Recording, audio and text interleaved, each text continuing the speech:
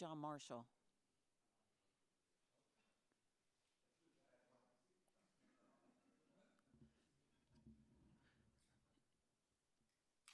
John Marshall, do you hear me?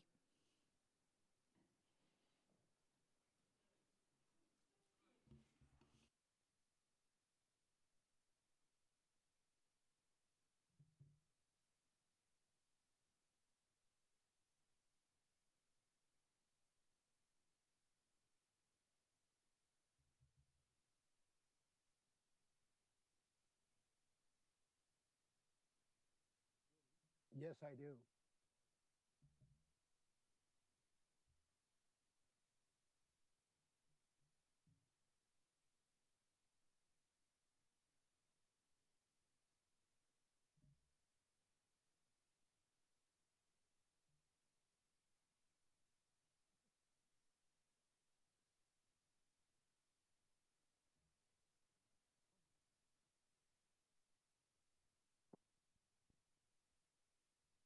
Norma. Hello, Leslie. Can you hear me? John Marshall.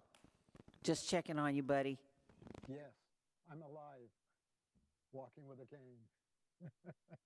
Glad to hear you doing better, sir. Thank you. Thank you. Hey, good evening, everyone. It is 6 o'clock on Thursday. It is the what of March? The 19th of March. You've tuned into the Oversight Committee for the Northeast Housing Strategies. I'm going to give us just a couple minutes before we get going.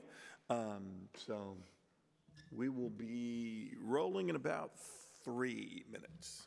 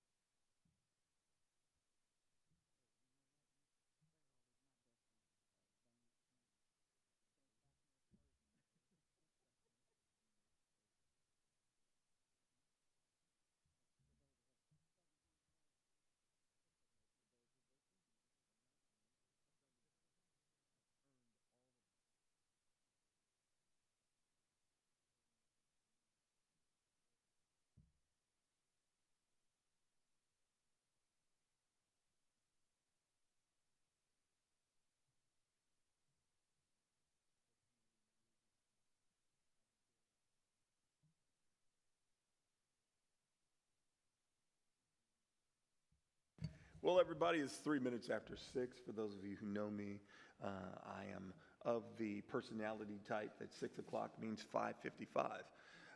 So good for us to be here tonight. Dr. Stephen Holt, Chair of the Oversight Committee for the Northeast Housing Strategies, and we are 3 months in to 2026. Welcome. Glad you are in the space, those of you who are in the space, as well as those who are online. What I've been doing recently is giving us a moment or two before I call roll call so that those who are on the way can be acknowledged. I'm going to do that same thing tonight. We will do our roll call for the Oversight Committee a little later. But that does not prohibit the members of the Oversight Committee from engaging prior to our roll being called. So welcome into the evening. It is semi-spring in the Northwest. Officially, spring starts in just a day or so, but warm today. Thought we'd take advantage of it, or I would take advantage of it. And so I'm not in my normal decor, but here we are. Work to do, full agenda. We're not going to belabor where we don't need to. However, we don't want to shortcut either. So where there is necessary engagement, dialogue, our committee is, I think, fully aware. We want to hear your voice, your thoughts, your insight. We value your work. For those who are catching this via the privileged, why can't I think of the name of our group that's presenting it? Open Signal. Thank you. Holy smokes. Back in the back there. Yes, Open Signal. Thank you. For those who are catching it through their wonderful work. And if questions come or if there are moments to engage, or as we give moments to engage, please do so. So welcome to tonight's Oversight Committee meeting. We're going to hear from the director of the Portland Housing Bureau, PHB Interim Director, Mr. Michael. Recording in progress. Oh, now you start. All right. My bad. Forgot. Good evening, everybody. Michael Bonacore. I'm the interim director for the Portland Housing Bureau. I thought what I would talk about tonight is the thing that I suspect is of most interest to people, because there's been a lot of press coverage lately about funds at the Portland Housing Bureau. The money in your couch? Mm-hmm. The couch cushion money. So the first thing I want to assure you of is that we have presented comprehensive information to Portland City Council. There has been some recent press coverage that that talks responsibly about these funds. Just to give you a little background, several months ago, there were initial articles about funds that had been found in the rental services budget that were unspent, largely due to the fact that the Bureau had been pushing out lots and lots of federal relief funds when they were coming in sort of ahead of the rental services funds. So those funds accumulated, and there was understandable concern that those can and should be moved out into the community. So that debate was happening in negotiation among Portland City Council when there was another revelation of Portland Housing Bureau funds that happened, that sort of came out in a way that blew things up, frankly, unnecessarily. And if we had sort of moved more thoughtfully through the process that we were going through to understand sort of how to present our budget in a way that we never have in past forms of Portland city government. So anyway, things escalated and got very heightened, and so we did the exercise of demonstrating our unbudgeted funds to Portland City Council, all of which had, at the very least, plans for their use, if not solid commitments to projects and ongoing programs, such as our support of this body. So,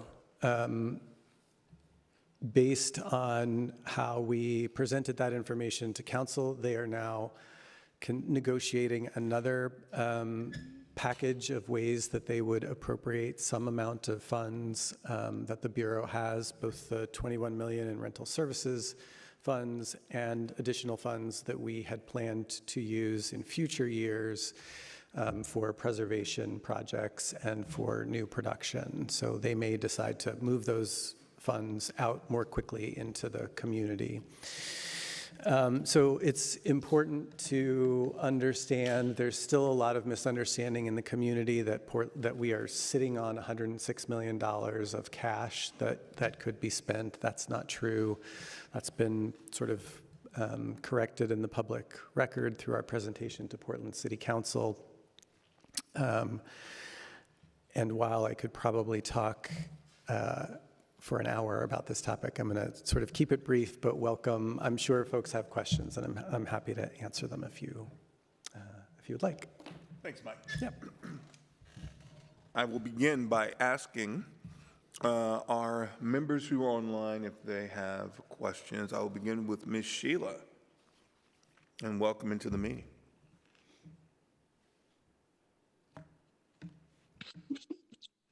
So, did they do an audit? Is that how they came up with their findings, or what? The answer's a little complicated, Ms. Sheila. So the city has an accounting system called SAP, and the Bureau does its work in that accounting system, and the city budget office also has full access to that information. All of the funds that we have were in the accounts where they belong and fully accounted for. There's an annual process by which the city audits those funds. We've also undergone additional audits. And so the complexity comes in where we have within the system 7 major funds, and underneath those 40 sub-funds. And there's a lot of complexity to how the money is spent annually when we manage capital projects where there's a several-year horizon when money gets allocated and then spent out over a period of time. And as I said earlier, the Bureau has not been in the practice of showing those other funds that are being held for longer-term projects. What the Bureau has traditionally shown was just the money we were asking City Council to appropriate in that given budget year. So the process of going through that exercise and figuring out how to, sort of report the information in a new way has been a pretty steep learning curve because, again, the Bureau's finances are more complex than perhaps any other bureau in the city. So it's been sort of through that transition process that we're coming to understand these funds better and be able to report them to City Council. So we're talking about earmark committed long-term capital funds? Yes. For specific programs or projects, okay. SAP can be a SAP sometimes. Indeed.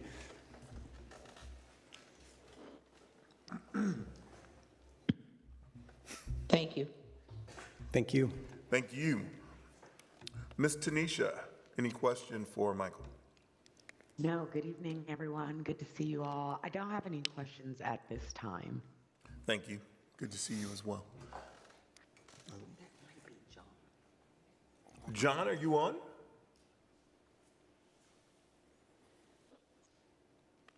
Yes, I am, and I don't have any questions. Thank you. Dr. O. No, thank you. I meant John Washington. Sorry. But I'm glad you're on, John. Claudia, any questions?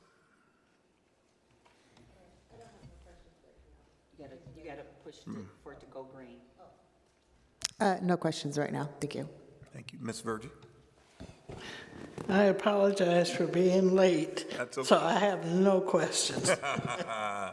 Don't let tardiness keep you from participation. Thank you. Jesse? No questions for me, thank you. Thank you. Hi, Jillian. Jillian. Like Virgie, I'm a little late, so no questions this time. Okay. Ramon? I guess my question is, I guess my question is, with the audits done previous years, why was it such a huge fine this year compared to like other previous years as far as funding? That account for it? Yeah, as I touched on earlier, the change in the form of city government that we have it's a big change for the city to go through. And in the council's first year, they were getting used to their roles and trying to figure out how to exercise their fiscal control over the city's budget in a way that council hadn't before. And so they, in that process, expressed frustration about the amount of information they were given and the timing of the information that they were given. And so there was sort of this pent-up sense that the administration was not sharing enough financial information with them. And then when the information came out about there being renter services office, that first amount of money, that there were these funds that were sort of discovered, that was sort of a big catalyst for council to feel like they were vindicated in the sense that they hadn't been getting all the information that they should get. And again, because of the complexity of our budget, there was not an ability either for PHB or for the city budget office to sort of simply say like, oh no, here, just to sort of give a simple view and explanation.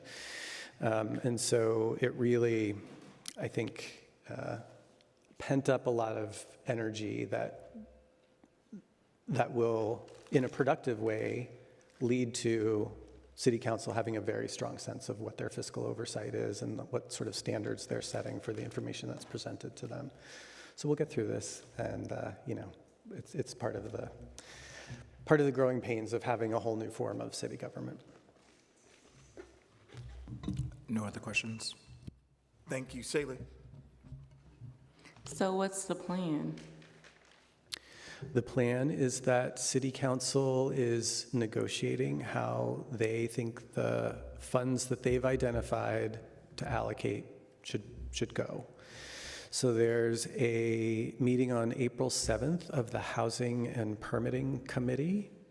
And that is the next conversation about the latest proposal that the council president has sort of put forward. So there's a conversation that will happen at committee, and then there's a vote, discussion, public comment, and a vote that has to happen at a city council meeting that has not yet been scheduled. Okay. But at this point, it's not our plan, it's city council's plan for how the money is appropriated. Okay. Why isn't it being used for what it was allocated for? Well, there are funds that have been allocated that I believe will be left alone, but they needed to sort of understand what those were and have them identified. And then there are, as I said, there's a total of about $20 million in funds that we anticipated to put out in the community for preservation projects in the next couple of years that they're considering, directing in a different way, so it would prevent us from doing what I just described, but it wouldn't sort of stop any particular program or defund something where commitments had been made. Okay. No further questions. Thank you. Thanks for the presentation. I have a couple of questions. First question, and Michael, I don't know if you can answer this, but first question for me is there direct impact? Oh, before I do that, John Washington, I see your hand, sir. Good afternoon, Oversight. Good evening. Sorry I'm late. I just ran from the governor's meeting to this one. But hey, a question about those funds. Can we figure out a pathway for them to go in, or are we at the mercy of the city in terms of directing those dollars? Well, City Council is currently sort of negotiating among themselves. Before they take a vote, there will be public comment opportunity. So that is a way. You are all also welcome to contact your district representatives if there's something specific that you want to ask for. It's important that PHB not be perceived as sort of encouraging you to go advocate for something specific. We have to sort of keep our our hands out of that deliberation, but we can tell you that if there's something you all, either individually or collectively, think should get funding, there will be that opportunity for public comment. And just, John, just to clarify, a lot of these funds that are being considered do have restrictions on how they can be used. So it's not like we could go and they could be used for police body cams or those kinds of things. A lot of them is restricted to housing and homelessness related things, most of it. Yeah. Okay. Thank you, Leslie. Any other questions, So John? Leslie, excuse me. So Leslie, does that mean that 80% of the funds are earmarked, or is there more discretion in there than that? I'd say roughly half. So, Ms. Sheila, you asking, I'm sorry, this is way loud. Are you asking if 80% of the funds have already been earmarked, or how much of it has been earmarked? Well, you were saying that a largest part of it is earmarked, or I call it earmarked. You had said that it has to be spent a certain way.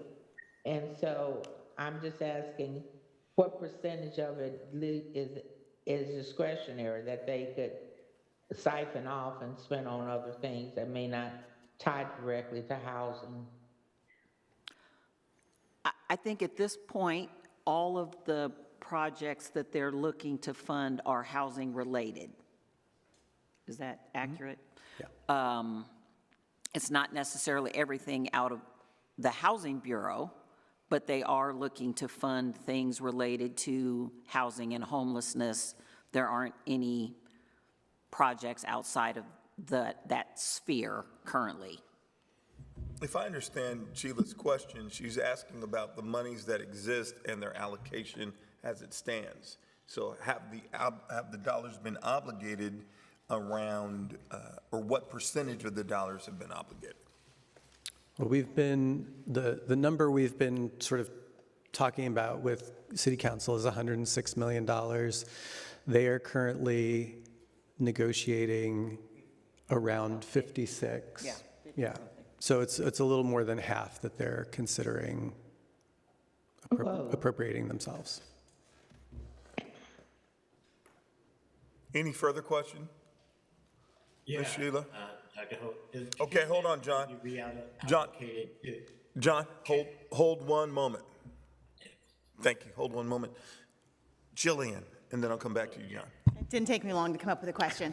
And I'm sorry to get a little bit into the weeds. In the initial analysis of unallocated funds, some of the funds were unallocated because they had not been spent yet. They'd been set aside for, and the one that immediately comes to mind is the supportive housing risk mitigation pool for expensive unit turns. Right. So of course that hasn't been spent because it's supposed to be a pool of money that can be used over time. So in the deeper analysis of the funding, have those been identified as, unallocated funds, or are those pools, those risk mitigation pool type funds, rent assistant type funds at risk of going to something else?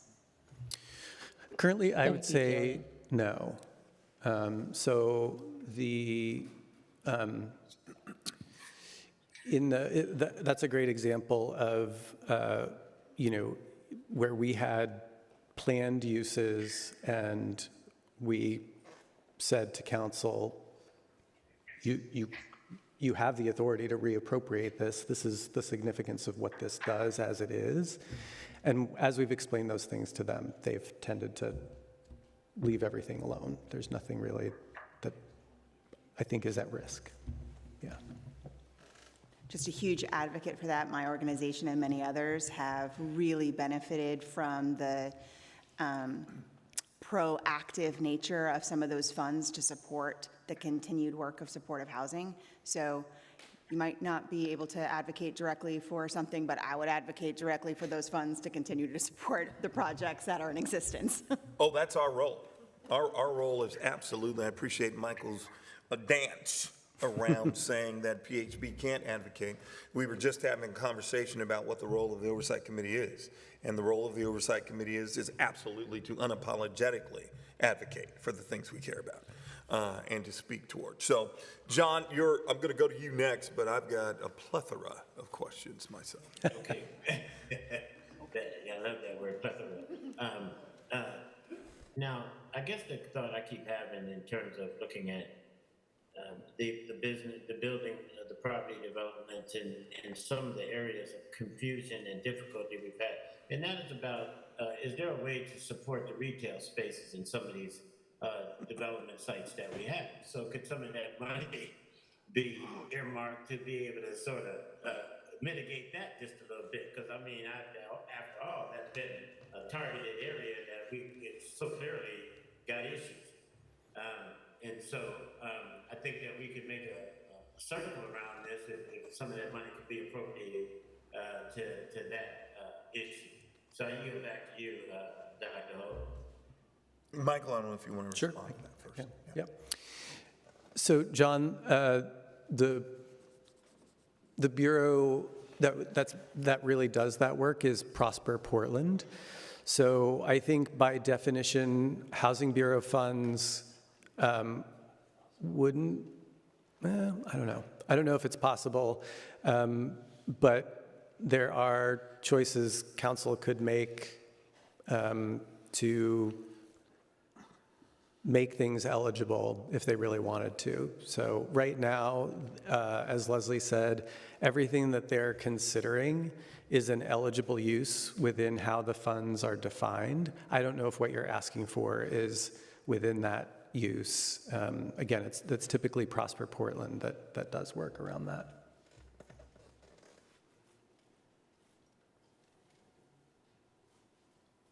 I won't stare at that can of worms, but I'll keep it. Y'all keep moving. Okay, thanks, John. Some more of that one, but we'll leave it. I'm getting a delay on your camera and your voice. I don't want to cut you off. If you would potentially turn your video off, that might help us on this end. But go ahead. Are you talking to me, Dr. Hope? Yes, sir. I said I'll leave that can of worms alone. Okay, very good. I yield back to you.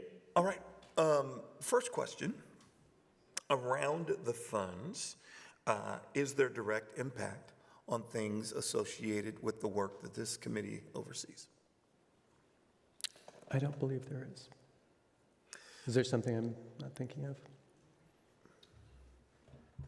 I think the only thing with potential direct impact would be if something happened with the special appropriation around the preference policy, but that's not currently anything that's on the table. Okay, all right. So with these funds, is there ability to then advocate around one of the main concerns that we keep bringing up over and over again is rental affordability? With the 30%, 60% units, at one point I talked with City Council about 40%, about us addressing that in legislation. So I'll let you respond in that regard first. Sure. There's a good amount of energy around this issue among some councilors, and there is currently proposed, I want to say, $8.8 million to achieve that purpose. Okay.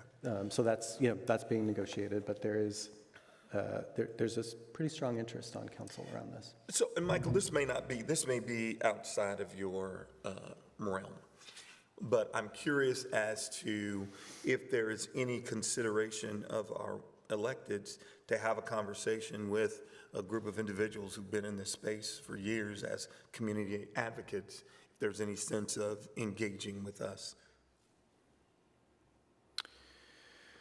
I mean, I Yeah, just find yeah. it interesting Yeah.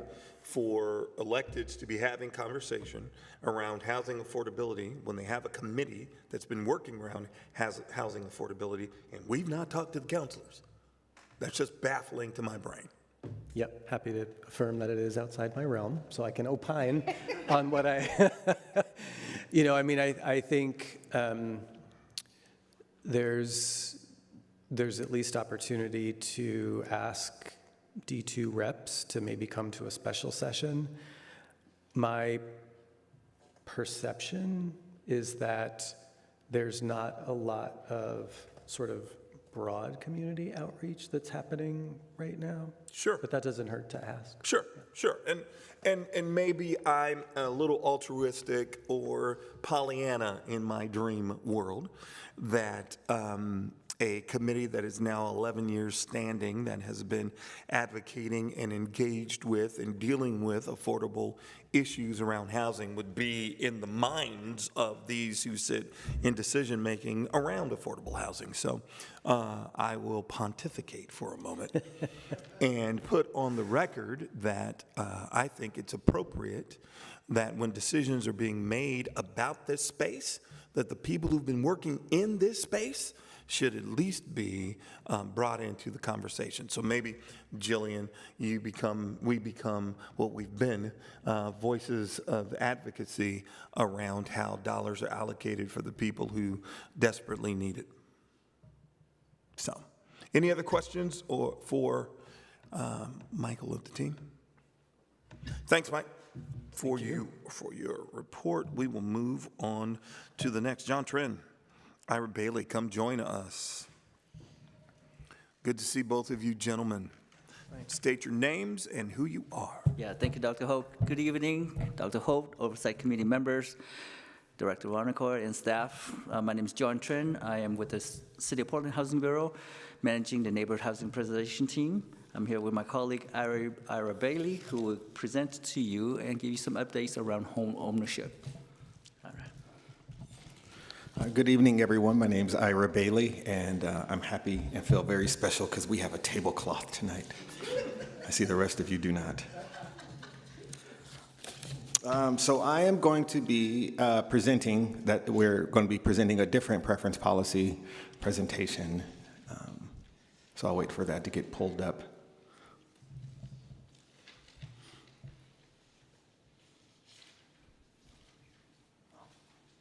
Awesome. All right, next slide, please. So just as a quick overall or quick review of what we've done through the preference policy for homeownership to date, we have supported 134 families, actually a few more than that, I have recently learned, but the additional folks were not receiving subsidy, so they're just people who were able to purchase without a PHB subsidy. But as you can see, as of February 28th, the number I knew of was 134 families, which far exceeds our initial goal of 65. I remember when that was the original goal, and we're moving quickly to the 200 goal, which is our new one. Next slide, please. All right, this program, the preference policy, although some people have called it a right to return or only for Black families, has not supported only Black families. And so as you can see on the pie chart above, we have 122 subsidized home purchases, and there is a mix. You will see a larger proportion of Black and African-American families, and that is specifically because the preference policy was designed to support families who had been displaced due to city action. Over three actual city actions, and most of those families who were displaced were Black families. So that's why the racial and ethnic demographic is represented the way that it is. Next slide, please. Also, the preference policy supports a variety of income levels, and that is due to the differences in housing prices, interest rates that are out there, and income levels of the people who were impacted. And so most of the families who were being able to support, or we were able to support, sit between 60 and 100% AMI.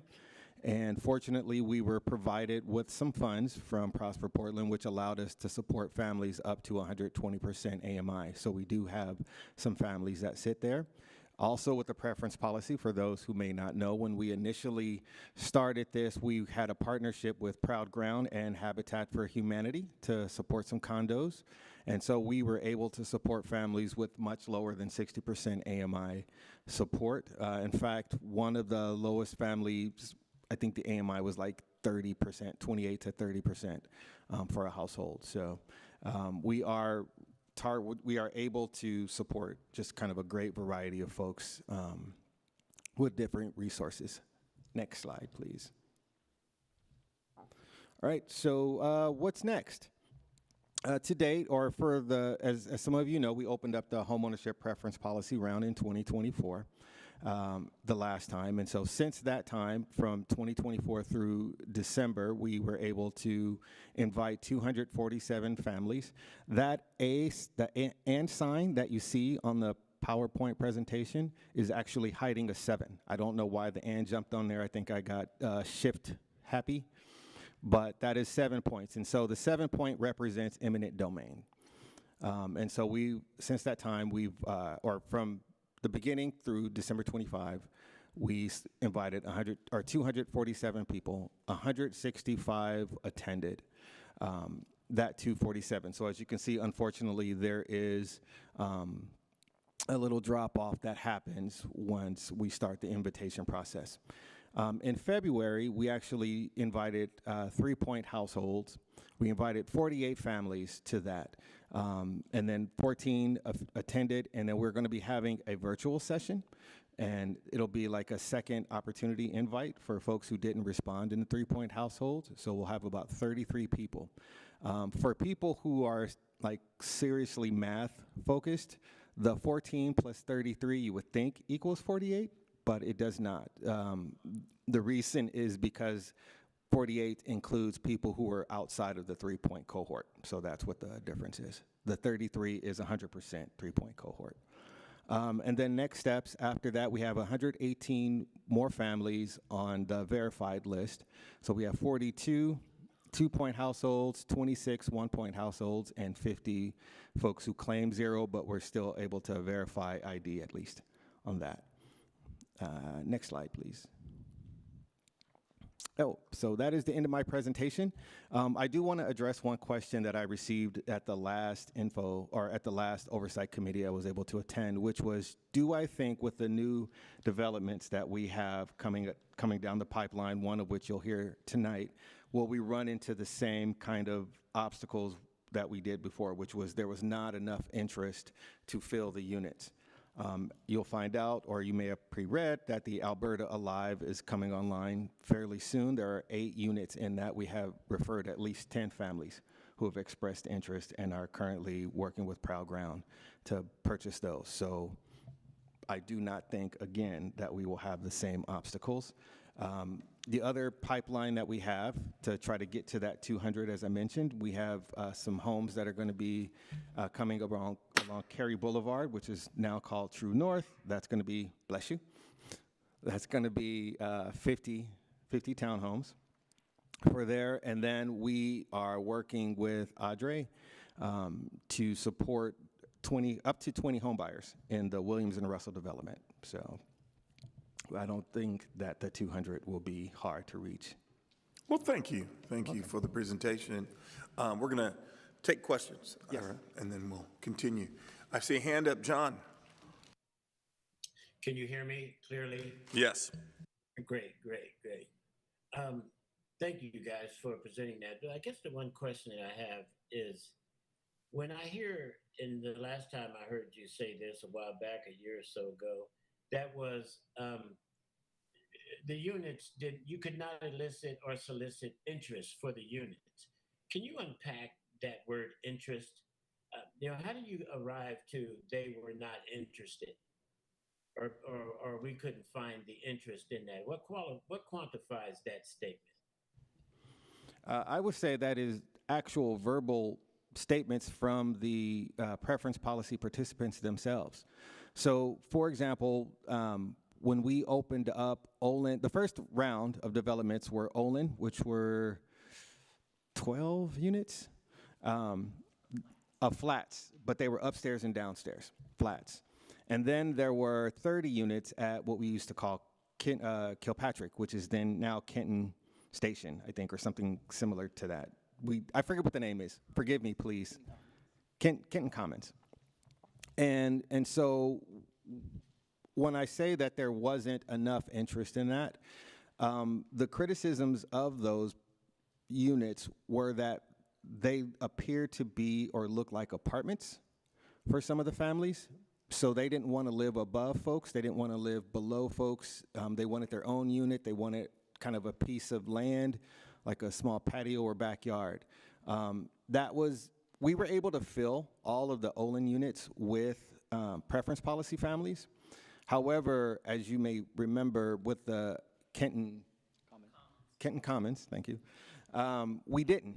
We actually ended up releasing some of those units to the market or at least through Habitat and Proud Ground's own pipeline, because there were not, even though we had enough people in the preference policy pipeline to buy the units, we did not have enough who wanted that type of housing to buy.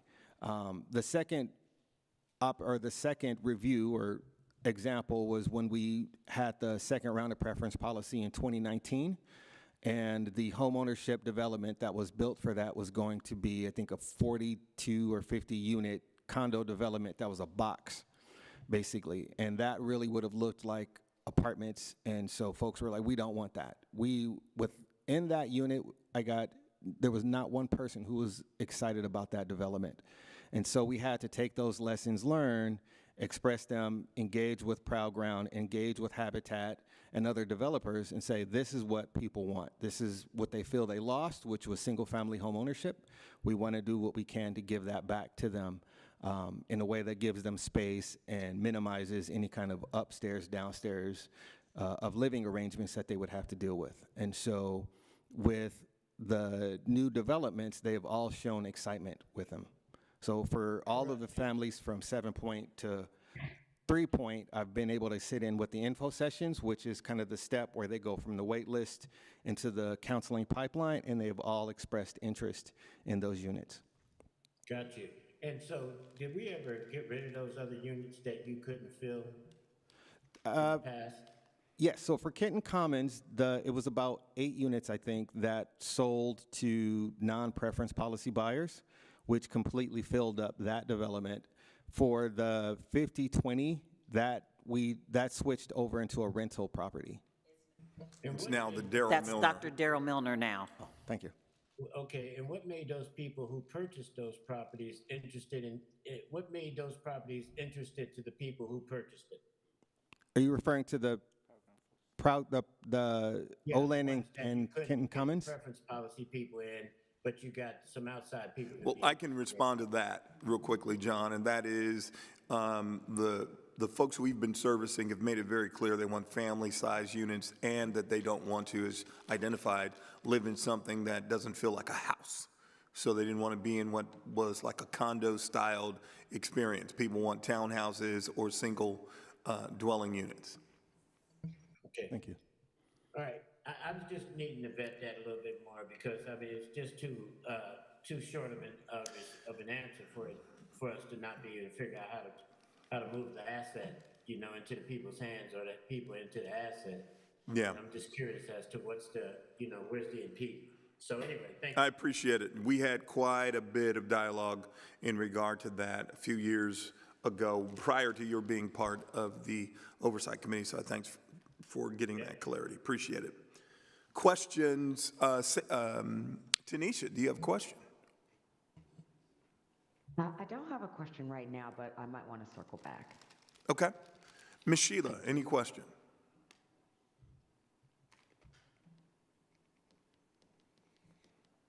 Hearing none, Ms. Virgie? No.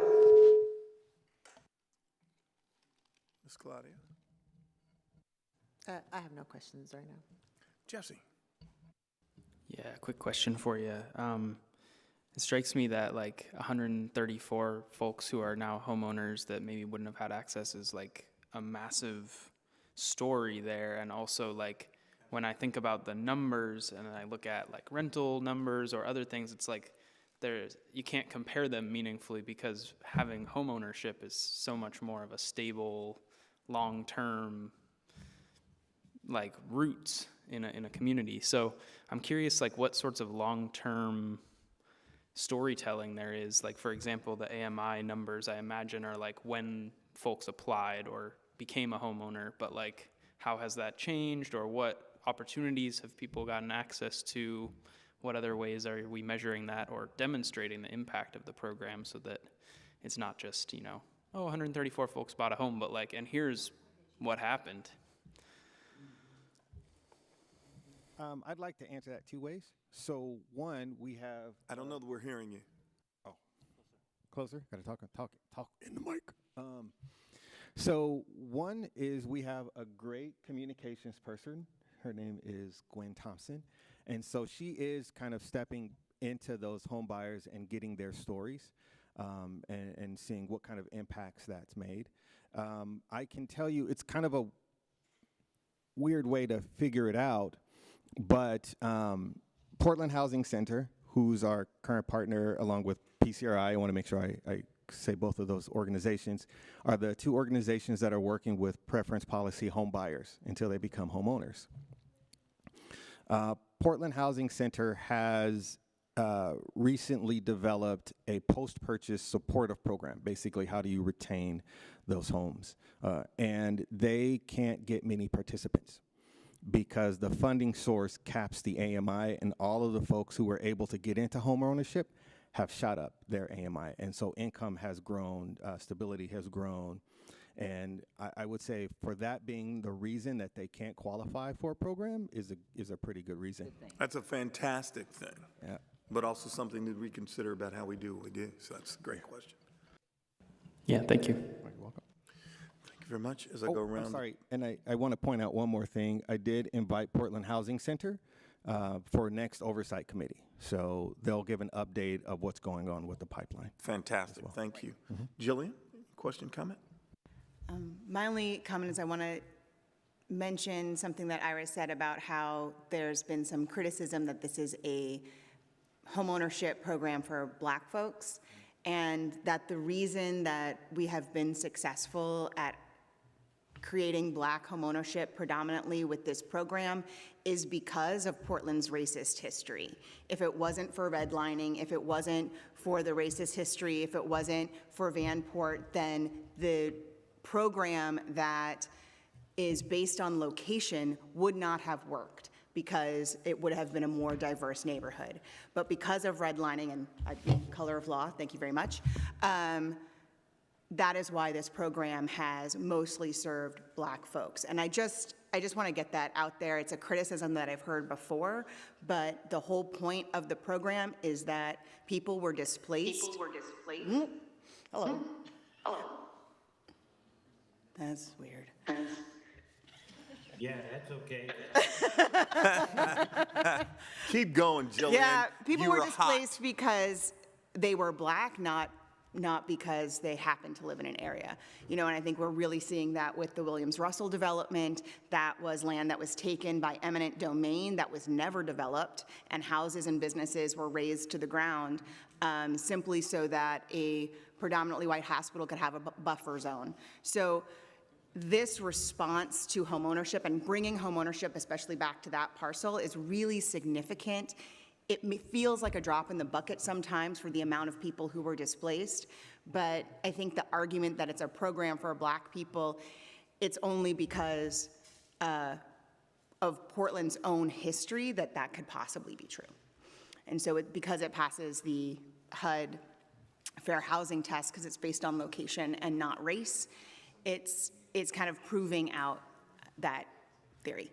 So I just wanted to put that out there as a response to your comment, and I know we have new members on the committee, and just get that on the record that's why the pie chart looks like the pie chart looks.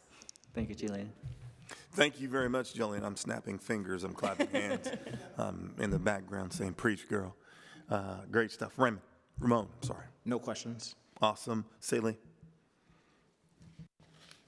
No questions at the moment. All right, thank you. John, did you have, Ira? Sorry, I just want to say one more thing. I want to point out that, and it ties to something you said, Dr. Holt,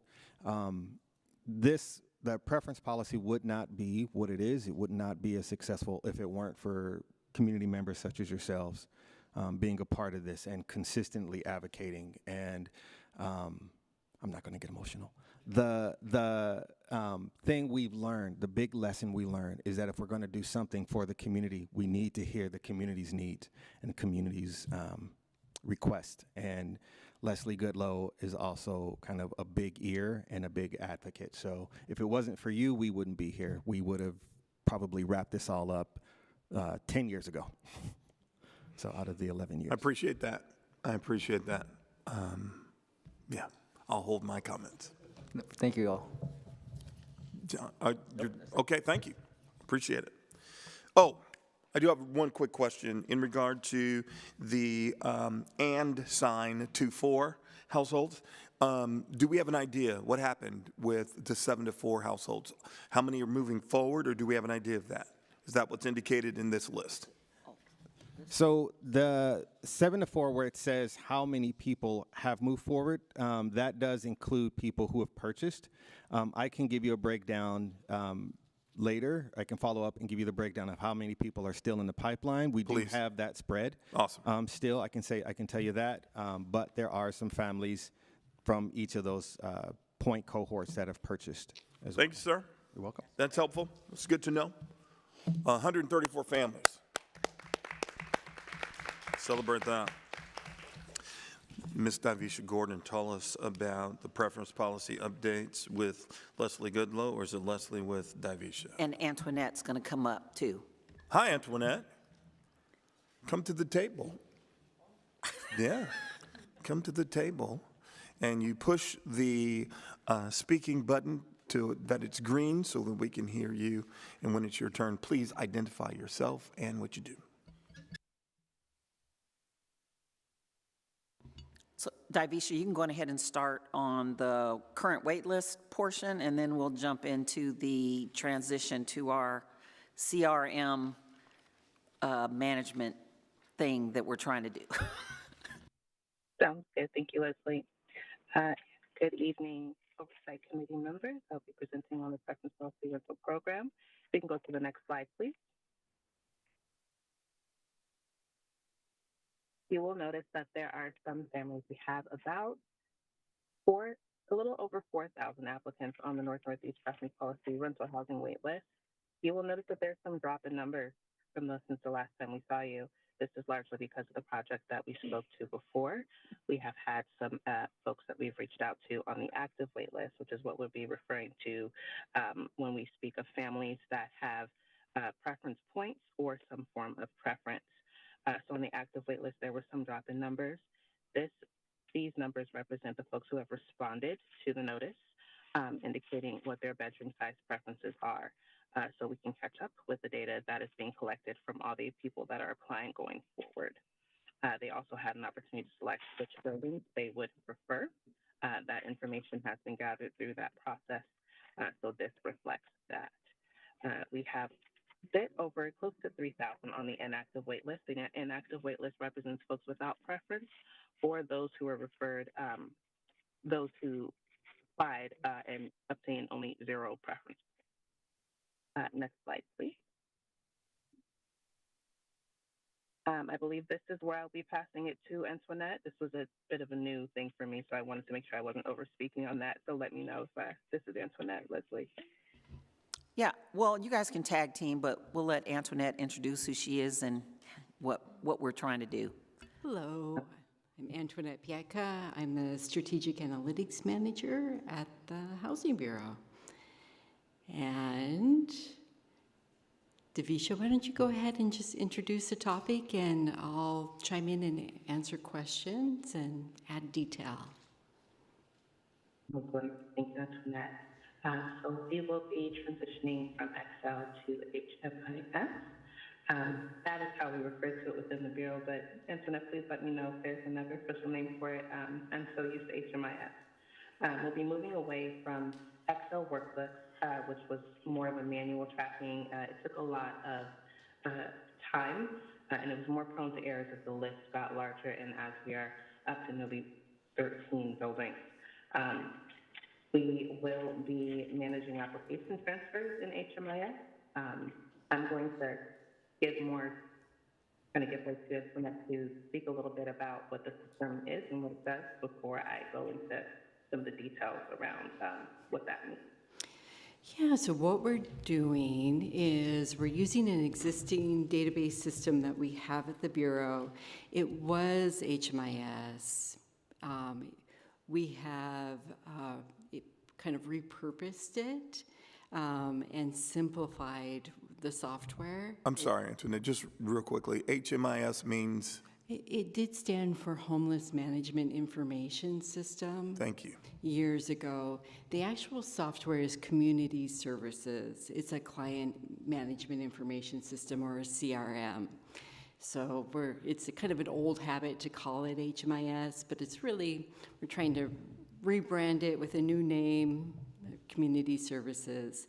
And the existing, so we've simplified the software, really cleaned it up. We made it a lot more user-friendly. And so right now we're going through the process of taking the wait list and adding it into Community Services. Again, it's all browser-based.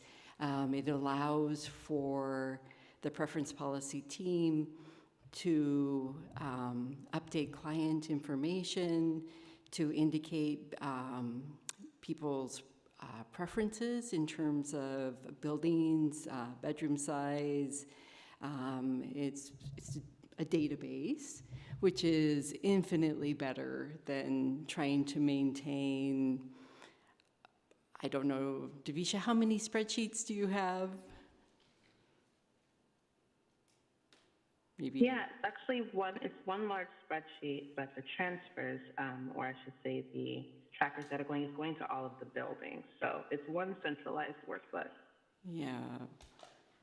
So I'll jump in real quick. One of the benefits of us moving to this is that some point, hopefully by the end of this calendar year, maybe sooner, that our development partners will be able to send them a list, and then they'll be able to go into Community Services and do their own input into the what happened with those people that we sent on the list. So if we send Jillian and Ramon and Saley and Angel, and Jillian doesn't answer the phone, and Ramon's he doesn't want that building, he wants the Strong building, and Saley's like, yep, I want a 2-bedroom, and she makes it through the process, so they're gonna say Saley's getting a lease, and Angel's still in process. And so they'll be able to go in and do that directly versus sending us back a list that then has to be data entered into. And so it cuts down on those multiple lists coming back to Davisha and Hodo that then have to then do that data entry. So that's our goal. And hopefully we will be able to get to that place pretty soon. But it definitely is going to cut down on the amount of time we're spending transferring information from one thing to another thing, and then creating more lists and more accurate reporting. So we'll be able to pull, I get requests all the time for how many preference policy people are in our buildings. And right now we kind of guess based on information we get back, but this will allow us to be able to actually run a report to say how many out of once everything's open, the 977 units are filled with preference policy people. Can you tell Leslie's excited? I am so excited. Well, that's great. And quick question, is this also in response to the concern that some of the providers were expressing when we met?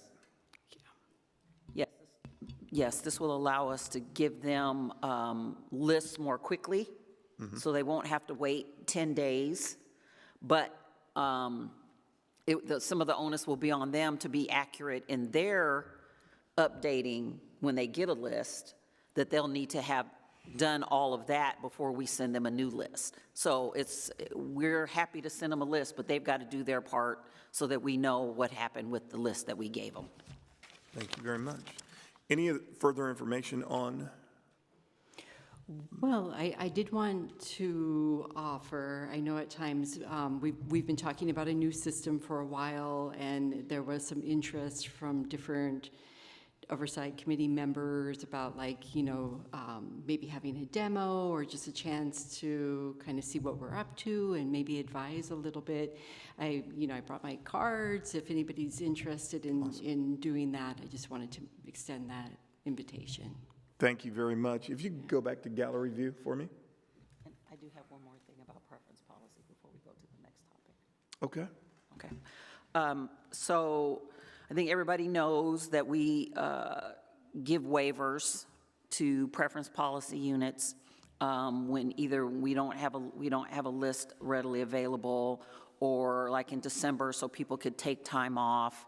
And so Pablo, who's our new admin person, so Pablo's over there, he's actually doing the data entry on all of the waivers that I have granted since 2023. So I have them in a reportable form, so I'll be able to do a better job of going back to our partners saying, hey, it's been a year since we granted you this waiver, what's the status? And that I can give you aggregate numbers of how many waivers, how many units, how many of each bedroom size over the last couple years. So I'll be sending that out. I'll send a report out to you all in the next week or so that you have that. But I'll be able to do a more regular report at every committee meeting about waivers that we've granted. Thank you very much. John, I see your hand up. Do you have a question about this? Great presentation. I guess the first question is that the program that, Leslie, that you're moving to, is it an AI-based program?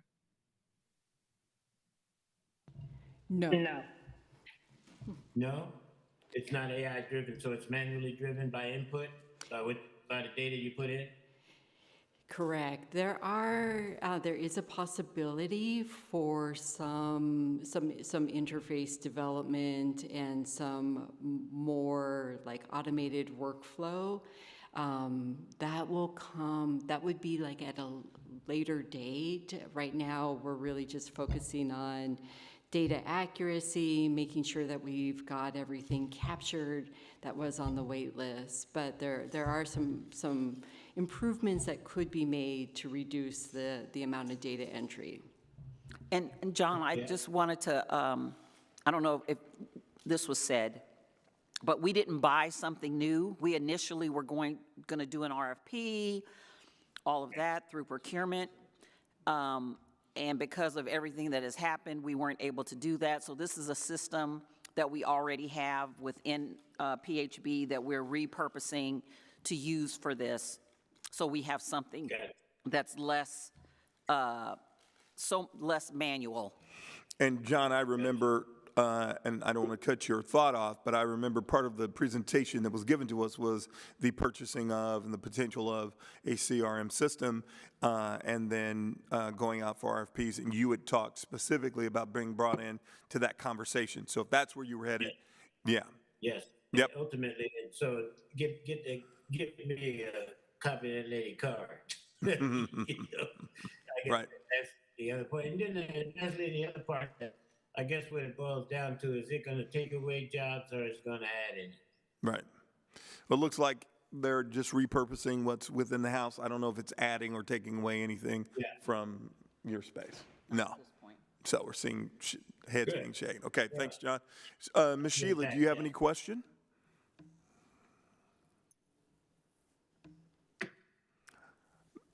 Not hearing any, Ms. Tanisha? No, sir. Awesome. Claudia? I'm curious, with the transition into this new data, or not now, but repurposing the HMI. With the transition to the new, or to the repurpose of the HMIS or system, do you guys anticipate having like a drop in folks on the wait list, like say, you know, from previous data, like, oh, now there might be, you know, with 6-point cohort, like now there's actually 300, or, you know, like kind of getting more of that number to be more accurate with what's actually on the wait list, or hoping to drop the numbers, like to help folks get into, you know, these homes or apartments, I guess you can say. So I'm hoping that we don't see a drop-off in people getting onto the list. We want to be sure that we've got a good wait list for as units are coming on. We know we've got 2 buildings opening up in the next few months. Strong got their temporary occupancy certificate today or yesterday, and that's a bunch of units, 85, 90, somewhere around in there. So we want to make sure we've got enough people on the list that are interested in that new building, plus M. Carter Commons is a over 55 building, so we sent them a procured list of everybody that's over 55 that is on the list. But the rental list is open continuously. So as people apply, once we get the system up, we'll be transferring them into community services, and it'll make it much easier for us to manage the list and have more accurate information about who's on the list and what they want. So if they want a 2-bedroom, if they only want to be in Strong, if they want, you know, if they want to be in any building, if they want a studio, which very few people want studios, but whatever it is that they want, we'll be able to have a better idea and pull a better, you know, much better procured lists when there are vacancies. Thank you. Jesse? This is 2 related questions. One, just on the current state of like the rental policy and you know, unit fills and vacancies. I think in past months there was like pretty robust data that you all presented on current state of how you know, the different properties were doing in terms of number of vacancies and units filled. So I was curious if we could get that, and it's probably very related to how easy it is to get that data. So transitioning to the new system, I'm curious what, this might be for you, what like risks and potential value you're considering on both sides of it. One being risks, like who might now have access to the data because it's in this new system, and how that's being considered, how clients or folks in the program are, you know, being asked to consent to their data being shared, that sort of thing. And then secondly, what potential opportunities does it open up in terms of better ability to understand and carry out the objectives of the program? Yeah. Yeah, I would say that we are mitigating risk by moving away from Excel spreadsheets, sometimes that are, you know, it's hard to keep track of where that information has been shared, and actually moving this data into a secure system that is like HIPAA secure even. So in that sense, I think we aren't planning on sharing outside of sharing the information outside of the Housing Bureau and with the housing providers that are actually working with the applicants. Right, so applicants will still have the same access to the online application. So that's not changing. So that right now, when we were thinking of doing this procurement, we were looking to find something that application would be included within the CRM. But for now, we're still going to maintain the online, and applicants still have access to a paper application if they need it. We've got a lot of community partners that are trained in how to help people apply. So the user or the applicant shouldn't see a lot of change for them. It's mostly on our side. It's the data management and ensuring it's accurate and being able to be much more efficient in getting lists when there are units available. Because it was taking us 2 to 3 weeks to be able to compile everything we were getting back before we could pull a new list for somebody else, because we'd have all of these lists coming back. And so now we get to that point, I can just go in, okay, Jillian, no, Ramon, no, Saley, yes, Angel, yes, whatever that is. And so Antoinette with a building, she says, hey, we've got two-bedroom units available. We should be able to go in and pull a report for everybody that's interested in a 2-bedroom and send that over to Antoinette. She gets her list, and then she goes through it, and she can do. So it will speed up the process on both sides, and again, give us way more accurate information about how many preference policy folks are getting into units, which we don't currently have good information on. So let me ask a question, I think, that goes along with, especially around the safety factor. You mentioned about partners having access or input. So do they have access directly into this, or do they have access in terms of some kind of sheet they fill out that then feeds into this? Is it direct access, or is it some hybrid kind of connection?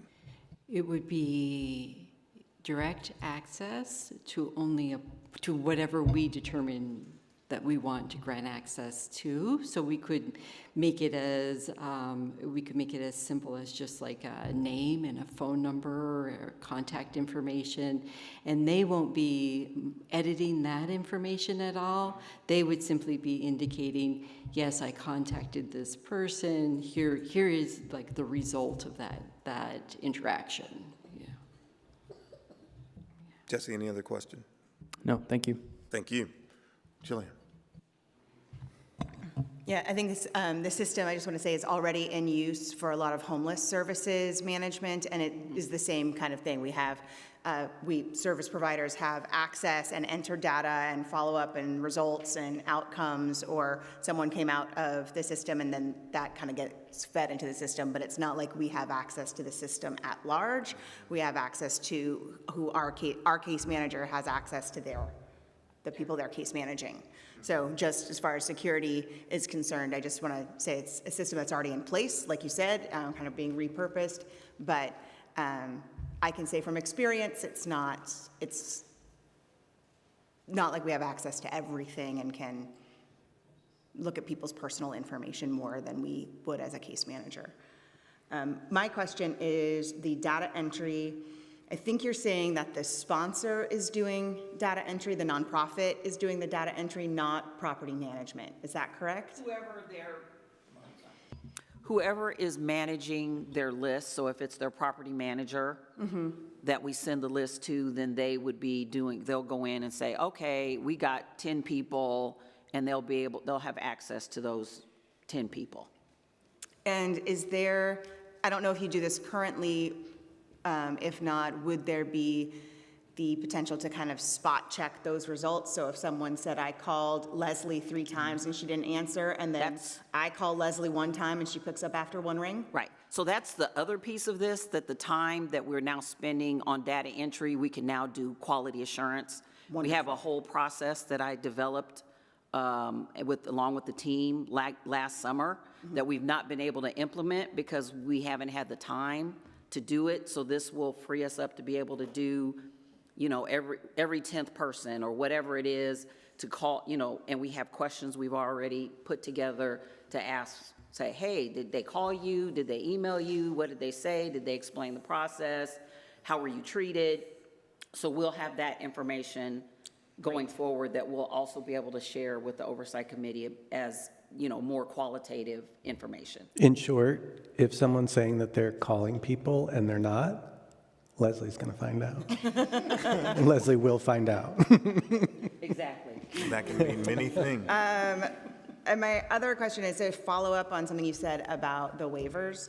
So did I understand what you said correctly, that right now you don't have the data, but you will have the data that is we gave, or the PHB, the Royal we, gave let's say 20 waivers to this property, and those units were filled within 1 month, those units are still vacant a year later, those units are, whatever those units are.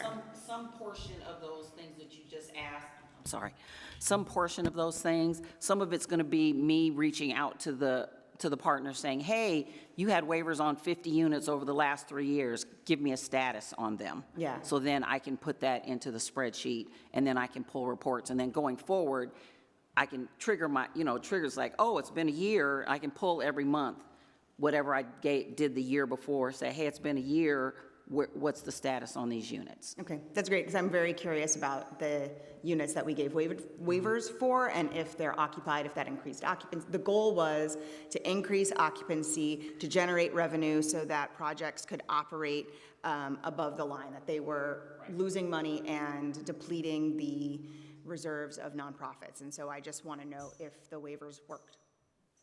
And I think, Jillian, to add to that, it was us also being good partners to help support this work and being sensitive to those who were struggling. So it will be very helpful to know. Yeah, thank you. Ramon? I guess my question is more regarding most of the data entry. So with the amount, I'm sure like a lot more things will be noticed when you guys are doing this data entry transfer, but how will, well, one, are you guys noticing multiple applicants as you guys are doing these data transfers, or is that something that's already flagged now? Yeah, we already, as people come onto the list, we already do a check if they have applied before. And so if they apply again and they're applying with more points, then we keep that one.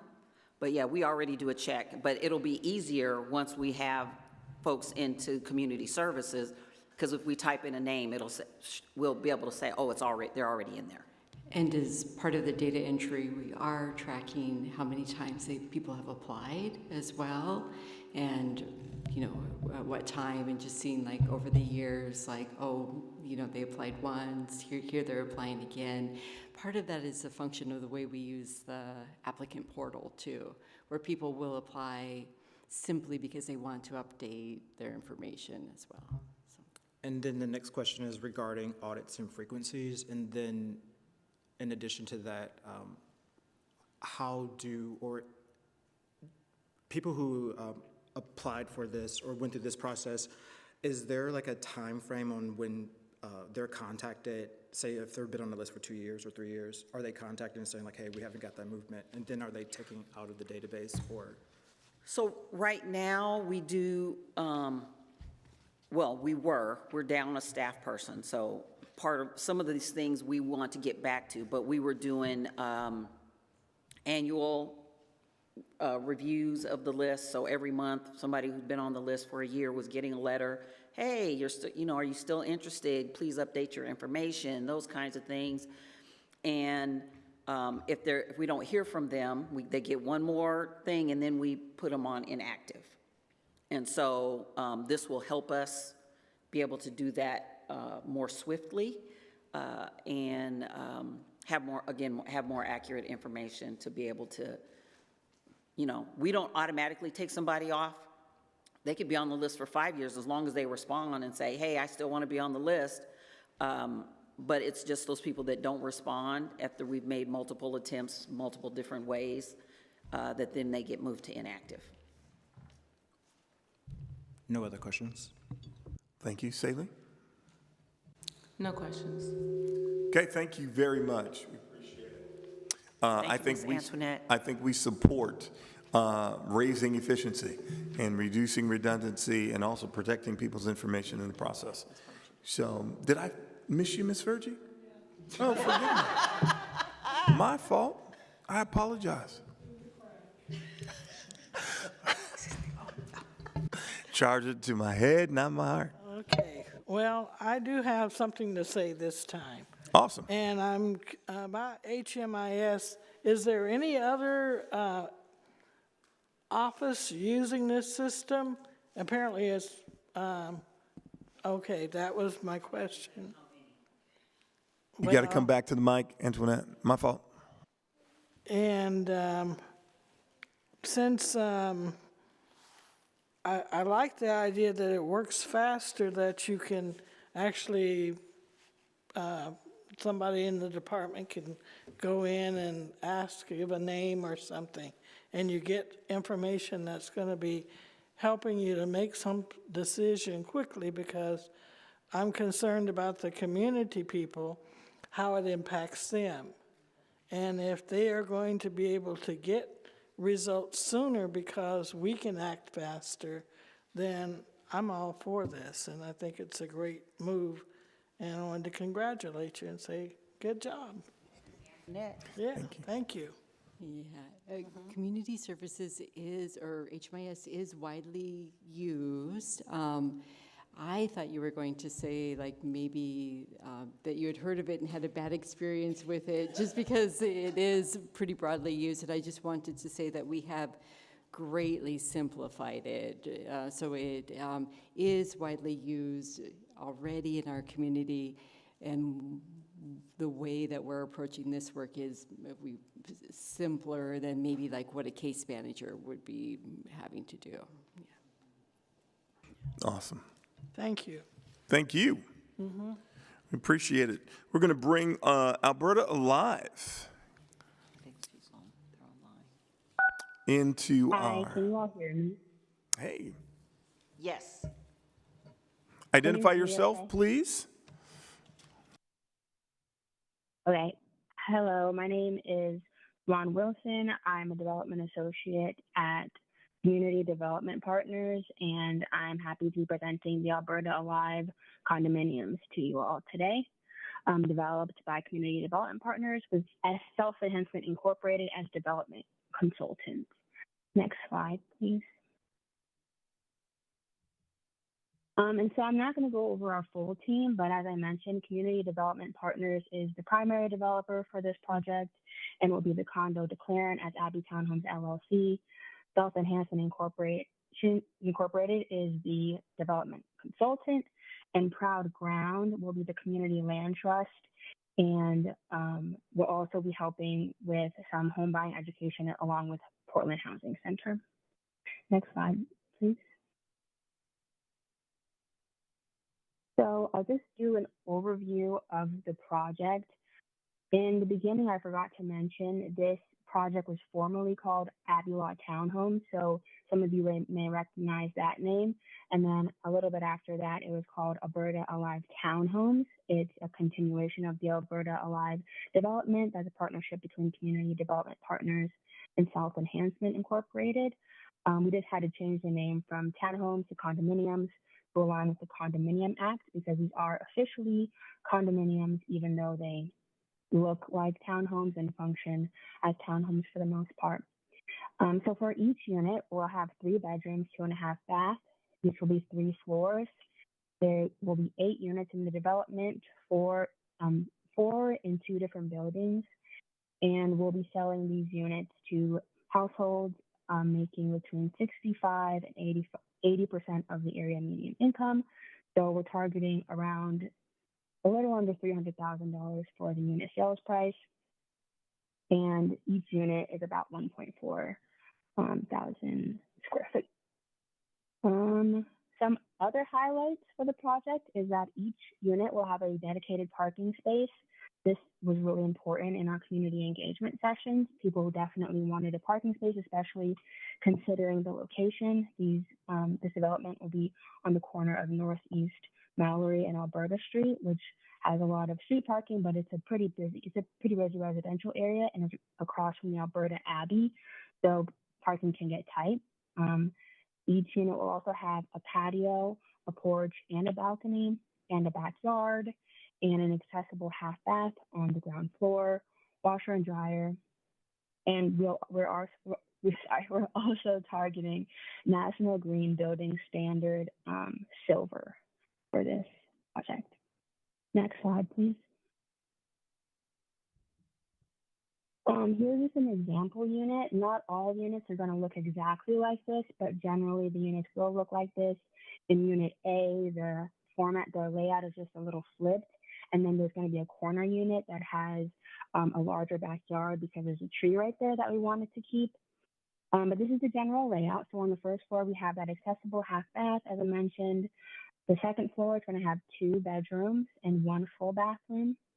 And then the third floor has the like a hallway and then the like main suite bedroom with a walk-in closet and full bath and washer and dryer as well. Sorry, the washer and dryer is on the second floor. Next slide, please. So here's just some highlights of our schedule. We closed financially in December 2025, officially on December 5th, and then we issued our notice to proceed December 20th. During December, early November, it was a lot of mobilization work, especially considering the holidays. And then site prep took place primarily in January and was complete in January. And they have also finished excavation and utilities work. Next is foundations and slab on grade. They'll be pouring their concrete slab next week. So if you like to see concrete being poured, you can come check that out. And the units we listed for sale sometime in early fall, hopefully, but we are still trying to firm up the schedule of when we're actually going to officially lease the units. Construction will be complete in November of 2026. Next slide, please. So here's just a little more information about our construction progress so far. As I mentioned, in January, excavation and was done, and then that was also some foundation prep, and then February was foundation footings and formwork and site utilities. It was continuous throughout January and February. Next slide, please. And currently, the construction in progress is we just had our PWB, Portland Water Bureau fire line installed and our water meters installed and our under foundation plumbing inspected and complete. And I just got another progress update. So we also have been working we just also had our inspections on under foundation, fire, plumbing, and electrical complete. And like I mentioned, the concrete slab pour is planned for next week. Next slide, please. Excuse me. In February, the Portland Housing Center in Proud Ground hosted a info session for the condominiums, and there were 25 attendees and 10 referrals. Ira actually just mentioned that earlier today, so it was 10, not 7 referrals to Proud Ground, and they just excuse me, it's like 10 p.m. here, so I'm kind of stumbling over my words a little bit, but they just presented general information about the condominiums, how to purchase a home from Proud Ground generally, and just some high-level questions about the property. And then we're going to have another session in April where we'll be talking more about the community land trust structure and how it differs from purchasing on the open market so that people are very aware up front of what type of home they're purchasing, and then just some more details about the development. We'll also be talking about the sales process that potential homebuyers will be going through. Next slide, please. And here are just some renderings of the property that we have right now. As you can see, it's 2 separate buildings, and we have 4 units in each building. We wanted to have some distinction between each unit so that people do have that home feeling, even though it is like a townhome. They just know that that entire vertical structure is theirs, and hopefully can like spot it from a little bit away. And we really want people to decorate their like front lawn, front porches and things like that, and really feel ownership over their unit. We also have that like corridor in the middle where people can connect if they want to or not. There will be fences. So I know in that like top left rendering, there's no fence, but there will be fences in the backyard because that was another comment that we got from during our community engagement sessions that people wanted that privacy in their backyards. But if they choose to interact with their neighbors, they can leave the door open or whatever they choose. And next slide, please. And that's all I have, so I'm happy to answer any questions. Well, thank you. Thanks for hanging in. Since you indicated that you're in a little different time zone, we're going to wake you up with some questions. So, no, I'm kidding. I'm glad you're with us. I do want to know this, that since the groundbreaking's already started, they're already working on Alberta Alive in this particular, the Alberta Alive condominiums. Is that what it's being called now? Did I catch that? Okay. Was there any plan around doing something to officially identify the groundbreaking?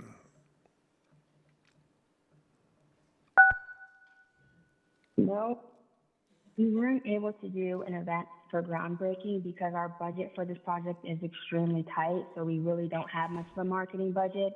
And we want to utilize the budget that we do have or the contingencies that we do have for potential add backs at the end of the project or things that are like ultimately going to benefit the homeowners in the end. But we will do a joint celebration with Strong when Strong opens. And so there will be, I think, a hard hat tour of the site where people can come and yeah, it'll be included in that celebration. Well, I appreciate that answer. I'll say two things about that. That's unfortunate that the budget is such that there was not even a moment or an opportunity to recognize the significance of this. And I say that from the standpoint of all the work that's gone into creating these opportunities and then supporting them from our committee. So suggestion and or thought around the ribbon cutting or further acknowledgement that we capture these opportunities and make sure to tell the story. I think what we're doing is not only record kind of establishing, I think that every time we have an opportunity to celebrate the success of the projects, we want to make sure we do that. Mr. Washington, I see your hand. No, I was just clapping to what you was talking about. I mean, I agree. It's sad that the story can't be told because we did. That was kind of a special project, or it still is. Absolutely, absolutely. Did a lot of back and forth about that. Yeah, we've spent quite a bit of time around this, so thank you. Ms. Sheila, do you have any comment or question?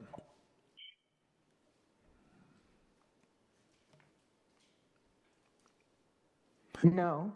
Okay, thank you, Ms. Tanisha. Thank you, Ms. Tanisha. One, I just kind of want to jump on congratulations on all your hard work just to get to that groundbreaking. And it is unfortunate that we weren't able to have a big celebration moment, but hey, your team got it to that finish line, and that's really wonderful. But I don't have any other questions at this time. Thank you, Ms. Virgie. None, no questions. Claudia? No questions, just a comment that I'm excited to see this development happen, and I'll be keeping an eye on it when I drive down that way. Absolutely. Jesse?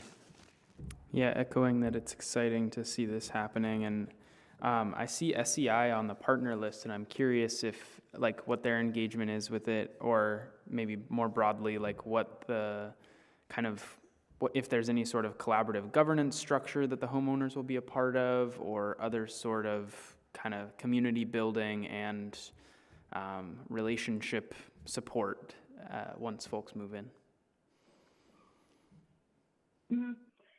Yes, so Self Enhancement Incorporated is a development consultant on the project now.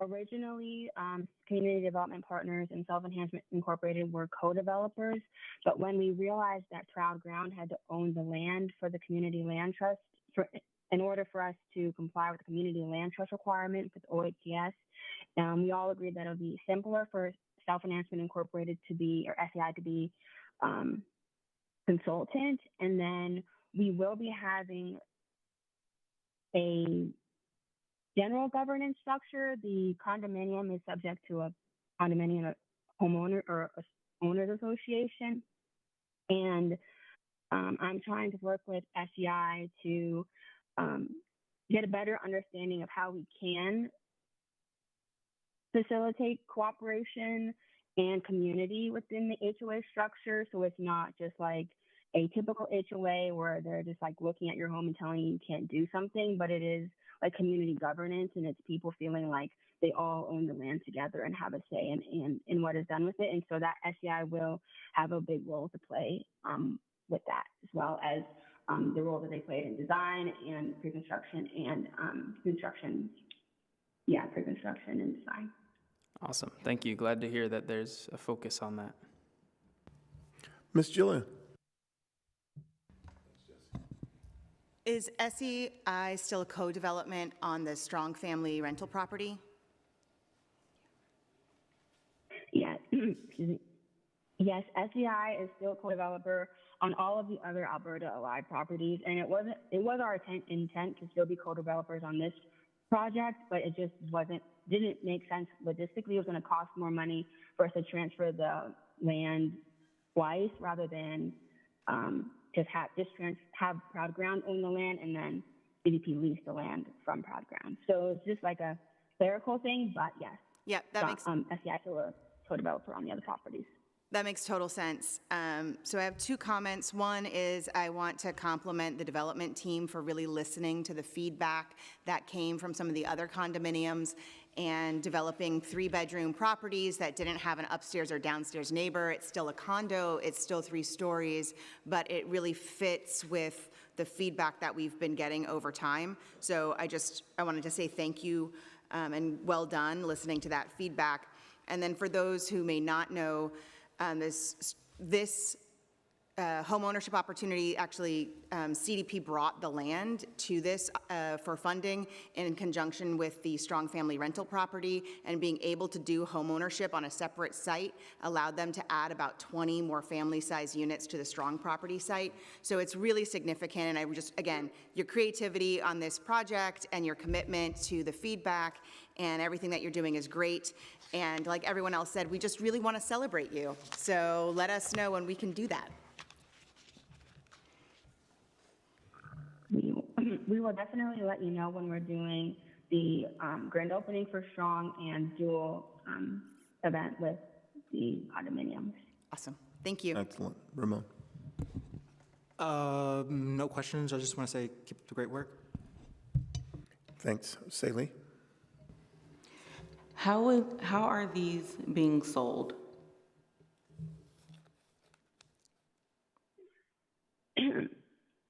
So these will exclusively be sold to people who have been accepted into the preferencee program and who have been working with Portland Housing Center.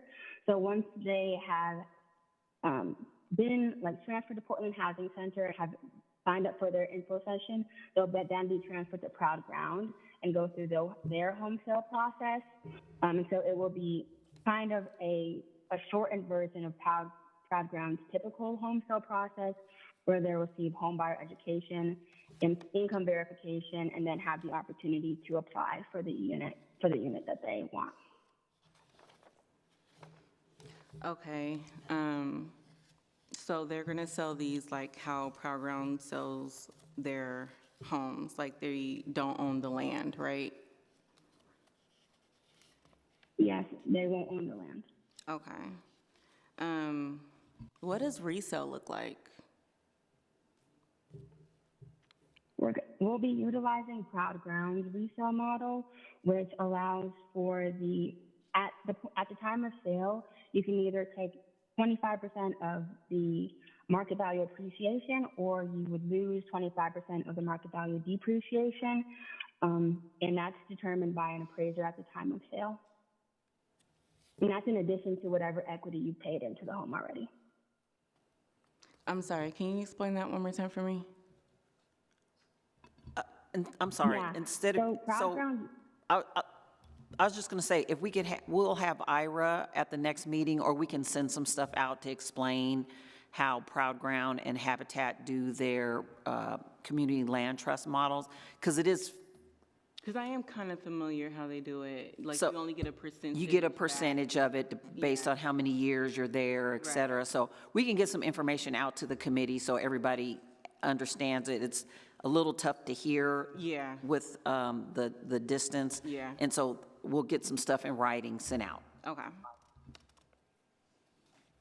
I do just want to quickly note that our resale model will not include a requirement to live in the property for a certain amount of years before you can sell.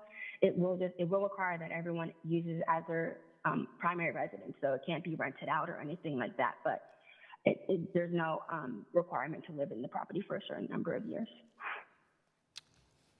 Okay. Awesome. Any further questions, Saley? No. Okay. Could I? Well, thank you very much. Could I ask a quick question on that note? Oh, sure. When a property is resold, like let's say someone moves in and then wants to sell the next year, does it go back to the preference policy as a starting point for resale, or is it just? No, only the first sale is preference policy required, but it is required to be sold at an affordable rate, which is why the first person only gets a percentage of the equity, so that the next person, we can sell it at that lower price point. Got it. Thank you. Yeah, it remains permanent affordability, but we don't continue to be able to pass on the preference policy to the process. It's been one of the concerns that the committee's talked about repeatedly, but I appreciate the question, especially for and for those who are listening in, we have several new members to the Oversight Committee. And so we want to welcome and encourage their presence and participation, and I appreciate your engagement and dialogue. Point of order, we're at 7:39. I don't want anyone concerned by looking at the list that is still in front of us, thinking that we're going to go extremely late. We will not. Ms. Goodlow will not need 20 minutes for her section. We're going to give her 3. So, go ahead. Wow. Go ahead. If you would come and join us. I also won't need much time. In fact, that was what I was going to say as soon as I got here. Mostly I have some shout outs that I really want to share tonight. My job is one that I really love because it's so collaborative. So I wanted to start out by saying that for community engagement, I'm pretty excited about some of the opportunities we have coming up. One is Good in the Hood. We all love Good in the Hood. Juneteenth, there's Pride, there's the Rose Festival. There's so many opportunities coming up for engagement. And I just wanted to give a quick shout out to our own John, who's here, who tends to participate in every community opportunity that we have. He volunteers first. He's a manager. He really doesn't have to do as much as he does. So I really want to say personally how much I appreciate you, John. Big ups, John. We see you outside. We see you.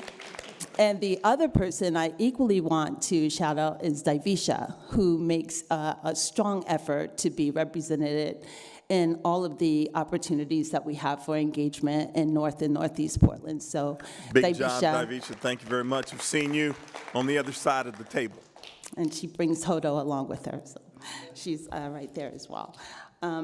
Next, after community engagement, I wanted to talk a little bit about storytelling, and both IRA and PHC gave me quite a few names. I was very excited, so I've started some work on story banking. You guys will be hearing some news stories about people who are very excited and appreciative of becoming new homeowners, some of which have been on the list for quite a long time. So that's pretty exciting to know that they stuck it out and that it was really valuable. And those stories, I know that you guys really understand how much it not only allows us to continue to help folks that really need it and appreciate it, but it also allows us to show those individual steps that they're making and how they're really earning this. This is not something that's being handed to them, and that's something I want to make sure that I'm conveying in those stories. your last update is the North Northeast newsletter. So it's probably going to publish around mid-May this year. And the lineup is usually news and updates. So my final shout out is also to Davisha and John and those folks who I collaborate with who write their own updates for their work. So Davisha presents for the preference policy, John presents for NHP, and we kind of treat it like real estate on the newsletter, and so they know each season there's an opportunity for them to share with the community what is happening and what's important and what kind of messaging they want to get out. And yeah, I think Williams and Russell, Tanisha, so much progress on Williams and Russell. We're really excited about it. And of course, you guys are going to be represented in the upcoming newsletter. So we're looking forward to sharing your stories and all the wonderful success happening there. Told you it was a lot of shout outs. And last but not least, my final shout out is for tonight's onboarding that happened. And so, of course, Claudia and Jesse and just everybody on the Oversight Committee who were here for the onboarding. It was super fun for me to listen to how engaged you guys all are and how much you appreciate it.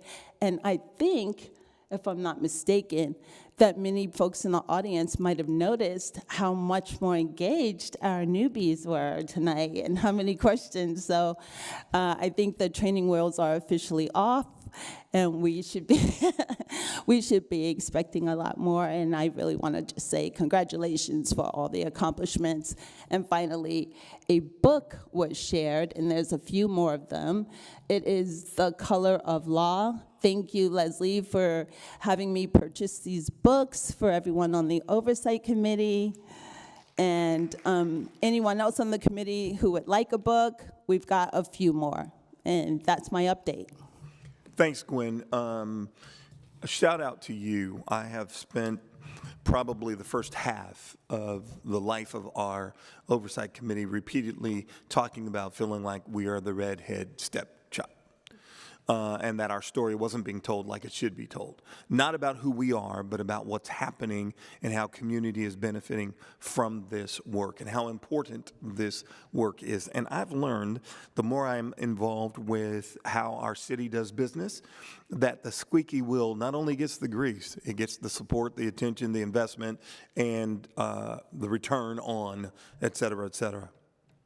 I've said before, we're not one of the committees that has been involved in community engagement. We are the committee, the first committee that has set this standard and this approach and created a way for community to have authentic voice and feedback. And we need to tell that story and tell that story boldly and courageously. So thank you very much for the work that you do and the support for Gwen to be able to do this, Michael, the support for Gwen, Leslie, to be able to do this in this space. I cannot overemphasize. We're impacting the lives of people who never would have had the opportunities that they currently have. I don't want to gloss over what we've talked about tonight and the significance of what we've talked about tonight. It's phenomenal. 134 families now own homes who would not have owned homes without this process. 13 buildings that are going to be built that would not have been built without this process. That is significant and ought not be just glossed over in minutia. So thank you, Gwen. Thanks for the support to tell this story and to lean in. And I will say again, I got to lob it. I got to lob it over the bow. I've got to do it. I will say again, as we're debating on what to do with $100 million, I can give them clear direction. I don't have any question how we can spend $100 million to keep this kind of work going. So thanks, Gwen. Appreciate it. With that, Ms. Goodlow, you have 5 minutes. Thank you so much. So first off, as Gwen mentioned, we do have books. So those folks that aren't here tonight, make sure you send me your current mailing address of where you would like your book sent, and we will get it sent out to you. Second thing is I'm currently working on our 2025 annual report along with Gabriel and our graphic design team to get the bones put together, and then we'll work on the narrative to go along with that. We hope to have a good first draft by the end of the month. I think they said the 27th or 28th, something like that. So we'll have a first draft. We are highlighting the 10-year celebration that we did last January. We're highlighting Williams and Russell will have its own page, own section, where we're going to talk about the 10-year, almost 10 years of working on that and where it is currently. We are going to highlight a new homeowner, somebody that had home repair, and a new section of things to come in 2026, where we're going to talk about M. Carter Commons, Strong, now Abbey Townhomes. All of those are going to be complete in 2026. So some new things going in. We got lots of pictures. Gwen has worked on that. We want to make sure that we are highlighting all the great work. We will likely not get to council until, or to the Housing and Permitting, is that the new name? Housing and Permitting Committee until June, because May committee meetings are being postponed because of budget and because they want to be able to focus on budget in May. And the report won't be due in time for us to try to get on the April calendar. So be looking for that. If you're interested in participating with Dr. Holt when we present the report to council, please let us know.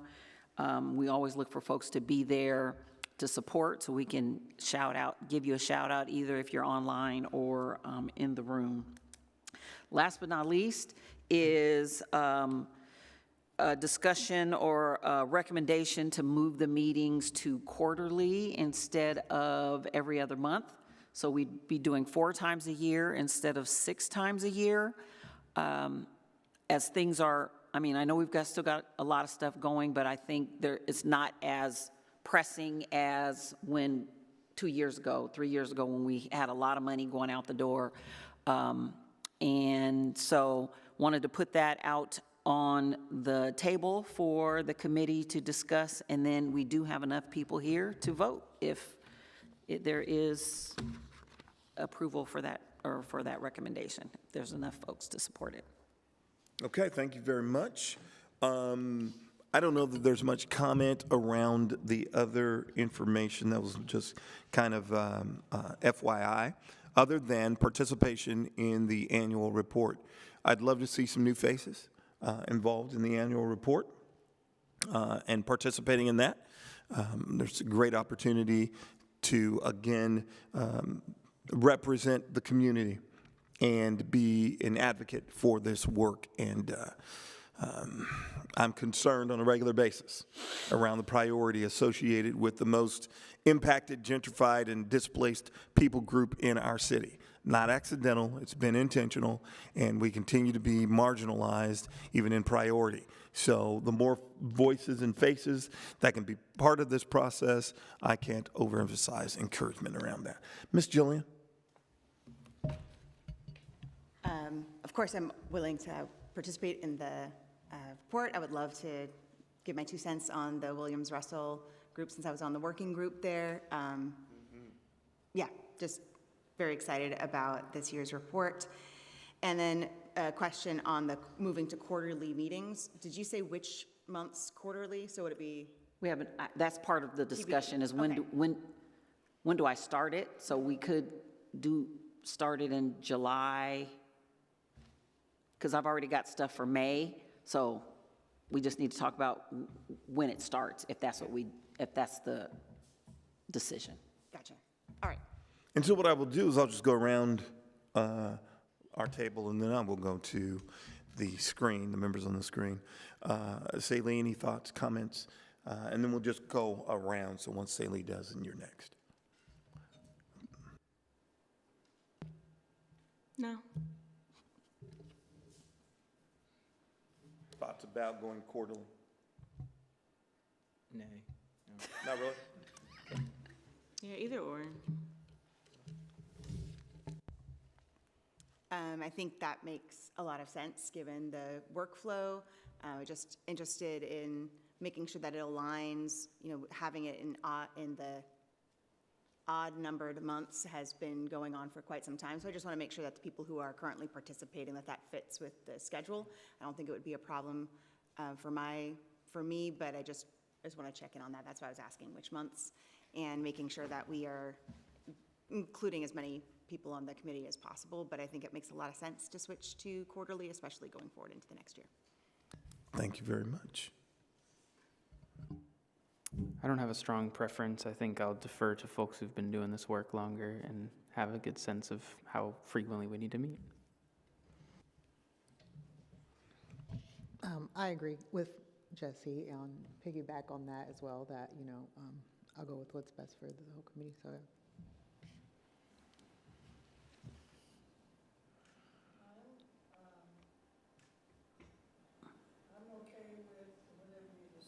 Is it green? Because you're not coming through the system. Is it green, Ms. Virgie? The green light's on. Okay. Oh. But anyway, I would say as long as you're serving the constituents or people that we're trying to help, and it doesn't cause any issues for them, then we should maybe make a change. Okay. Thank you very much. Tanisha, what say you? Change, and it makes sense. And I guess I would just want to say, if we ever feel like we need to go back to meeting every other month, I would like that to just be back on the table as well. Awesome. Big John? Yeah, what she said. What she said. Yeah, what she said. No, well, we meet because we got to get things done. And so if the workload is not that big, and as Leslie said, we don't have a whole lot of money to shovel out the door. But I think that we are in some critical times, and I do think that we need to keep our pedal to the metal, and we need to stay on the grind and keep focused. So the shift is fine if we can get the workload done within that space and time, but if that timing of that, if timing for that right now is not a bad thing, then, and you feel good about the shift, then we can take that shift. But if in fact we still got critical work to do and stay on top of things, I think we should keep the shift going the way that it's been going. Thank you, sir. Appreciate it. Ms. Sheila?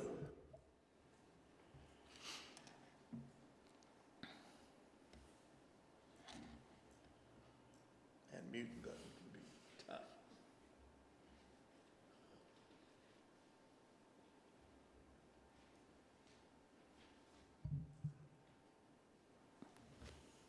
I want to give you an opportunity. Ms. Sheila, I don't know if you're still there. She might have to step away, but we'll see.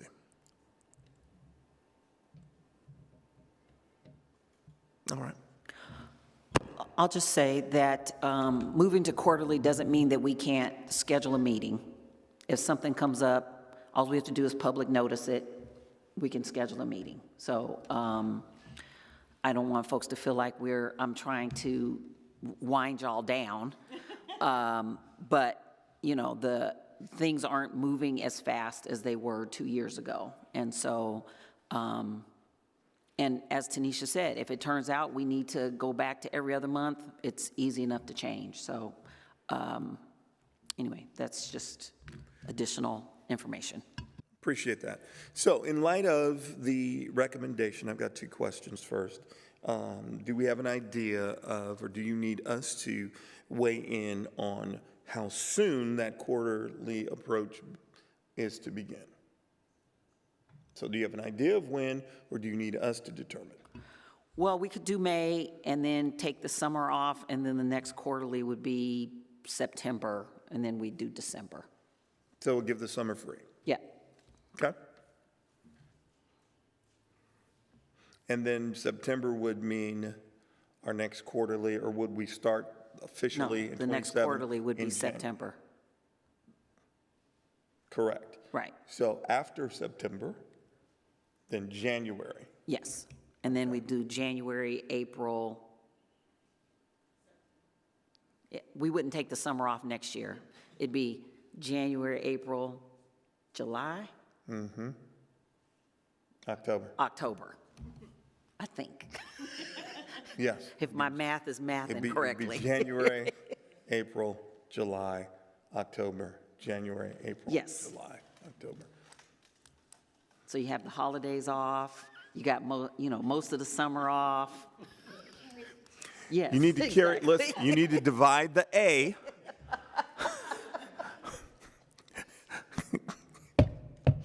Carry the 4. And then add the X. So just to be clear, we have a May meeting. We would have a May meeting, we would take the summer off, we'd And come back next in meeting would be September. September. And then officially, we'd begin January of 27, which would be January 27, April 27, July of 27, October of 27, et cetera, et cetera. And so I don't think I need to take a roll call in order for us to move into the agreement based on what was said around the table. Our next steps will be, we will meet in May. We will not meet during the summer. We will come back in September, and then officially in 2027, we will have a consistent rotation. So no meeting in July, August, unless something necessitates it, by which we would make sure all of the members are available. We would then public notice, and we would have the meeting. So it doesn't prevent us from doing what we need to do, but I am a strong proponent of not meeting for the sake of meeting. I think that if we're going to meet, we need to have work to do if we meet. So I think we're in consensus around that. Thank you, team. Thank you, Ms. Goodlow, for raising it. Do we have any public comment? Holy smokes. Guys, it's just about 8 o'clock, which is what we prepared our meeting for. So we're actually on time. Thanks for your involvement, your investment, your time, your continued advocacy for our work. Ms. Goodlow, yes. You were going to have everybody going to do roll. Oh, yeah, I did not do roll. Thank you. Identify yourselves. Tanisha, just say here. Here. Wonderful. John. Yeah. Miss Sheila. Well, she's there. We see her. Miss Virgie. I don't know. What's going on with your microphone?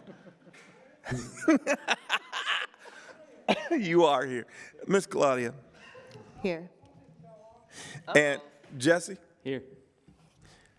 Jillian. Here. Ramon. Here. Celine. Here. Dr. Holt may or may not be here. Wonderful. Thanks for the work tonight, guys. Have a great evening. Be safe. Thank you.